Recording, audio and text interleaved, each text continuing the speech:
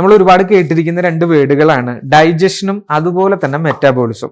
Actually ഇത് രണ്ടും രണ്ടാണ്. അപ്പൊ പലരും വിചാരിച്ചിരിക്കുന്നത് ഇത് രണ്ടും ഒന്നാണ് എന്നുള്ളത്. എന്നാൽ അങ്ങനെയല്ല. ഡൈജഷൻ എന്ന് പറയുന്നത് നമ്മുടെ ശരീരത്തിലേക്ക് എത്തിപ്പെടുന്ന ഭക്ഷണങ്ങൾ അത് വിഘടിച്ച് ചെറു രൂപത്തിലാക്കി മാറുന്ന ഒരു പ്രോസസ്സാണ്. അപ്പൊ അത് മെയിനായിട്ട് നടക്കുന്നത് നമ്മുടെ വയറിലും അതുപോലെ തന്നെ കുടലിലൊക്കെയാണ്. പക്ഷേ മെറ്റാബോളിസം എന്ന് പറയുന്നത് ആക്ച്വലി ഇത് രണ്ട് ലെവലായിട്ടാണ് പറയുന്നത്. ഒന്ന് കാറ്റബോളിസം, രണ്ടാമത്തേത് അനാബോളിസം.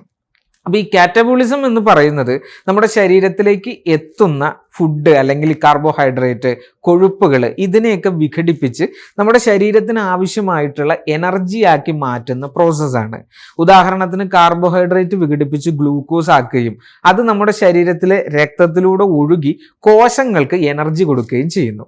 അനാബോളിസം എന്ന് പറഞ്ഞാൽ പുതിയ കോശങ്ങളും പ്രോട്ടീനും ഒക്കെ നമ്മുടെ ശരീരത്തിൽ ഉൽപ്പാദിപ്പിക്കുന്ന ഒരു പ്രക്രിയയാണ്.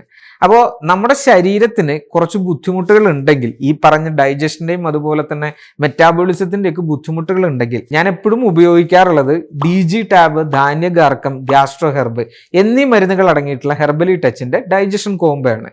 അപ്പോൾ നമ്മുടെ ശരീരം വളരെ ആരോഗ്യത്തോടു കൂടി സംരക്ഷിച്ച് വെക്കുന്നതിന് വേണ്ടിയിട്ട് എപ്പോഴും ഡൈജഷനും അതുപോലെ തന്നെ മെറ്റാബോളിസവും സംരക്ഷിച്ച് നിർത്തേണ്ടത് വളരെ അത്യാവശ്യമാണ്.